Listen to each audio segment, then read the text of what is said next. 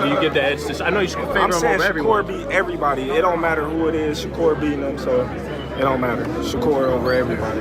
That's how it's gonna be. When you got that much money, you know what I mean, it's hard to be salty about anything, you know what I'm saying? But I think it's just the way that it is. It's the new era, it's the Devin Haney era, and that's what it is. And he's hanging on to the Floyd Mayweather era. I mean, so hard, he choked out Terence Crawford. He's still talking about he in boxing.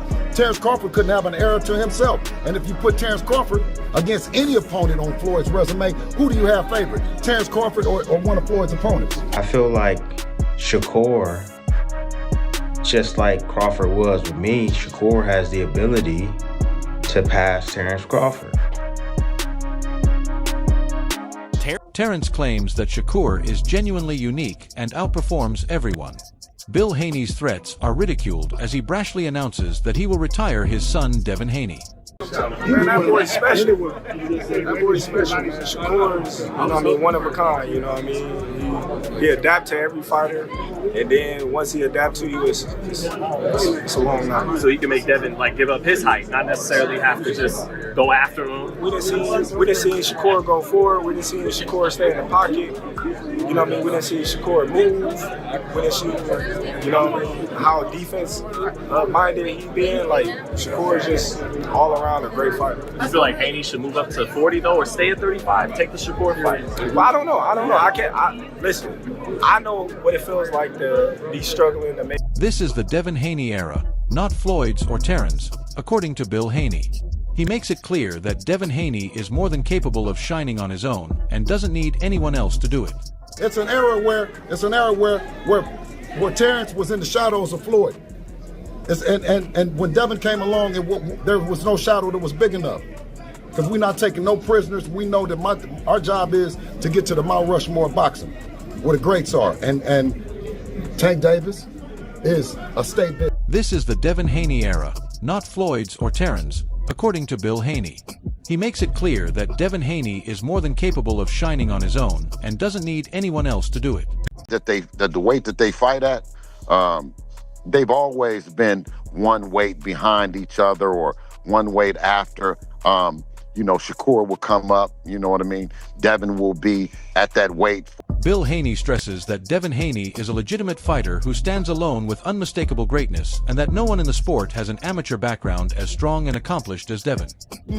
You don't have that much amateur background and that much boxing in you to be saying that you're a TikTok star. He's trying to fool us with that smile and all that shit, you know what I mean? But he's a fighter.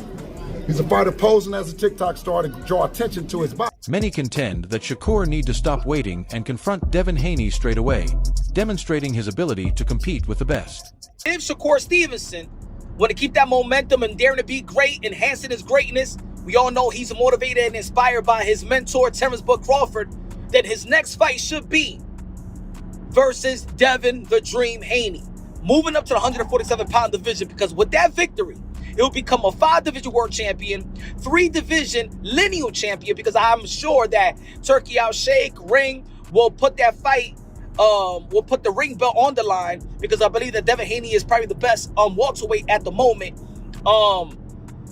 He'll accomplish all of that by the age of 29. 5-division world champion, 3-division lineal champion. Come on now. Hey, Shakur Stevenson, you're the WBO champion, 140-pound division. You could easily petition the WBO to make you the immediate mandatory to Devin the Dream Haney. I think that's the best fight right there. Let me know what y'all think. Floyd Mayweather has stated unequivocally that Shakur Stevenson and Devin Haney both merit respect and encouragement. He emphasized that Shakur stayed in the amateur levels to pursue Olympic gold, but Devin Haney, who currently has 33 victories without defeats or draws and 15 knockouts, entered the professional ranks early. Floyd even pointed out that Shakur ought to have received the gold following his victory over Rosai Ramirez. Nevertheless, he maintains that both combatants ought to be honored and treated equally. Now I know Devin Haney is 27, Shakur is 28. Devin Haney entered the pro ranks early. Shakur stayed in the amateurs to attempt to become Olympic gold medals. And he should have been. He beat Robeisy Ramirez, in my opinion. Nonetheless, he didn't get the nod. So Floyd is saying that they should be celebrated. They should be uplifted, as you see here. Statement, right? They need to be treated fair. The issue that I have with this statement is that Shakur Stevenson was looking to actually sign with Floyd, and Floyd didn't sign him. Devin Haney looked up to Floyd Mayweather, trained with his father, trained with his uncles, trained with him. And he was eager to see Ryan Garcia beat him because he had a spat with Devin Haney's father, trainer and manager, CEO of DHP, Devin Haney Promotions, Bill. Ironically, though, Shakur attempted to sign with Floyd but was turned down. Devin Haney, who trained with Floyd's father, uncle, and even Floyd himself, had a great deal of admiration for Floyd. Both boxers take elements of their game after Floyd, and his effect can be seen in their careers. Mayweather has the ability to inspire these up-and-coming talents, and his recognition emphasizes how crucial they are to the future of boxing. Even if he hasn't always been there for me. Floyd Mayweather has the power to support these young fighters who look up clearly. Shakur and Devin model their game after him and look up to him, right? As they should. And how often does Floyd reciprocate that? Now, I know he shows up. Shakur says when he calls, he answers. Devin says when he calls, he answers. He'll show up if they call, like to the gym, sparring. He showed up for Shakur, right? Show up for them at the fights for them.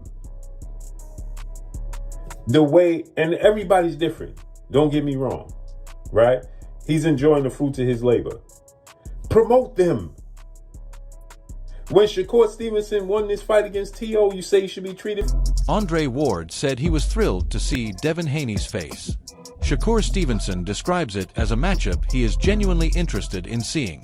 He praised Devin's self-assurance and mentioned that Haney had mentioned facing both Little Bro and Big Bro, which Ward considers to be a risky task. Shakur is currently in a great position, Ward underlined, which makes the battle all the more interesting. Changing topics, he offered his predictions for the Super Bowl, stating that the Seattle Seahawks would defeat the New England Patriots. He said he greatly admires the Seahawks coach for creating in the club a business-like mindset. Who that? Devin said he'll take Lil Bro and Big Bro. Yeah, I want to see that. Meaning Keyshawn and Shakur. I want to see it. Keyshawn is dangerous right now. I want to see it. You got any prediction for the Super Bowl, Seahawks or the Patriots? I think the Seahawks going to do it, bro. I think they're going to do it. Just the way they looking and the way they playing. The head coach has a temperament about him, man, where it's like, hey, we happy to be here, but we got business to handle. The team is taking on that identity, man. Courtesy Floyd Schofield recently offered his thoughts on the state of boxing, specifically with relation to Devin Haney and Keshin Davis. He clarified that Jay Prince is making sure each of his fighters has space to thrive by carefully arranging them so they don't conflict with his own revenue sources. Schofield underlined that any bout involving Devin Haney would be epic and that he is always ready to show up, regardless of the opponent.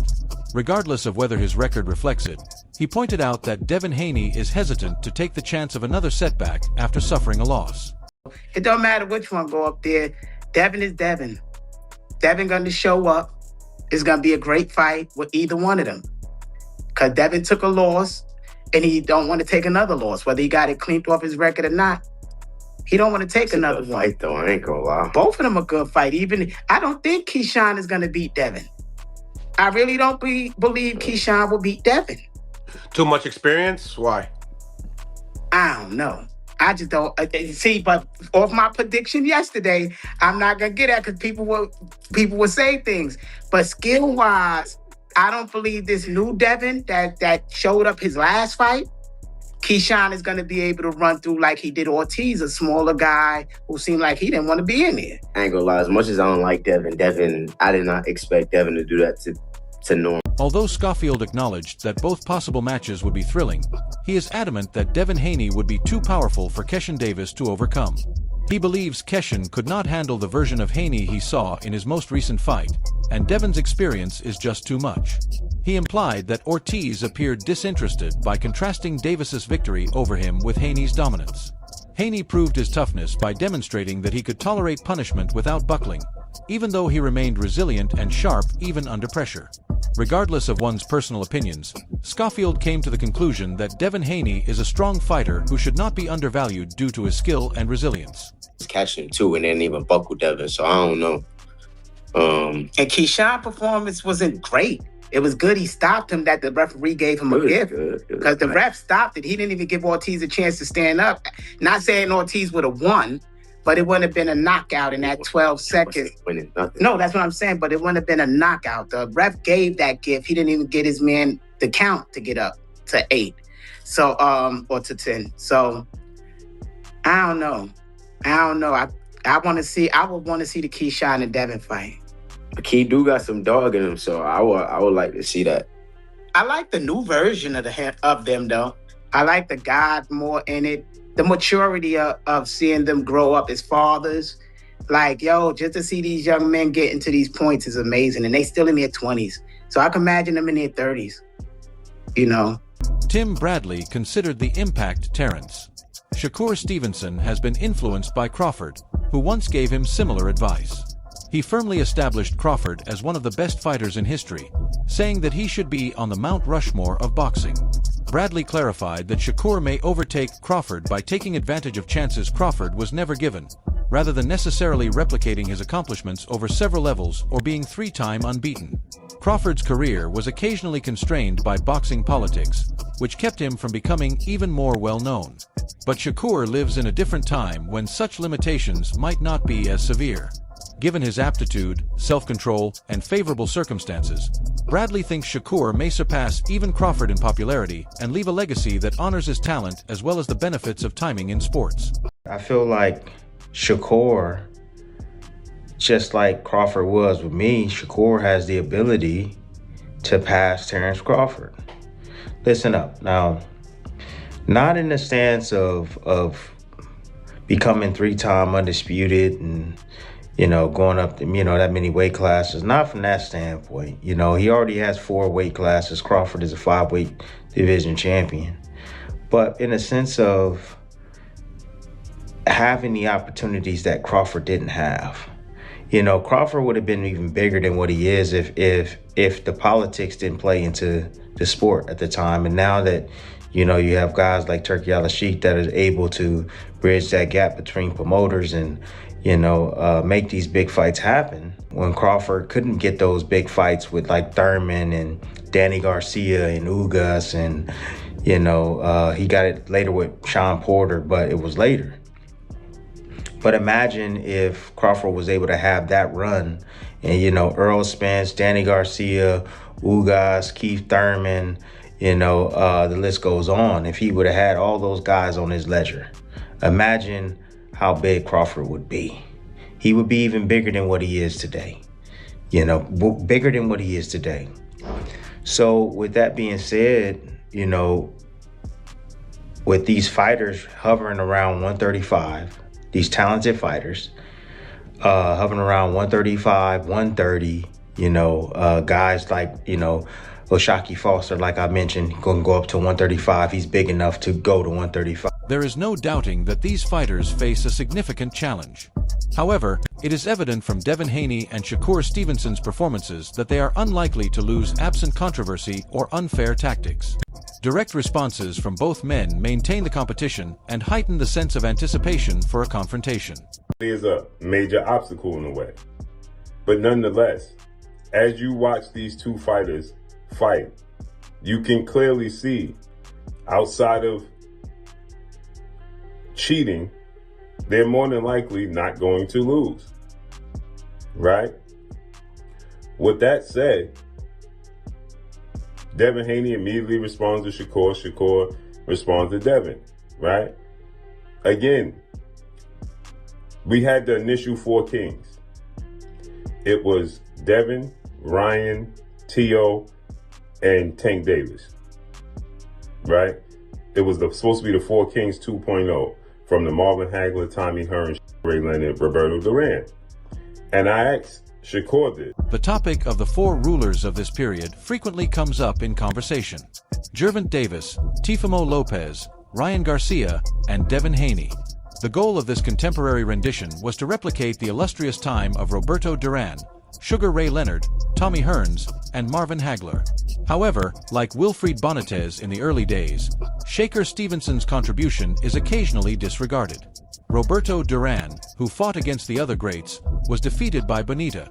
yet his name is almost ever mentioned among them. The analogy emphasizes how, in spite of his extraordinary talent, Shakur might be the forgotten person. As we know from history, Benitez demonstrated his resistance to elite competition. Shakur might also encounter a comparable difficulty in securing his position among the stars of today.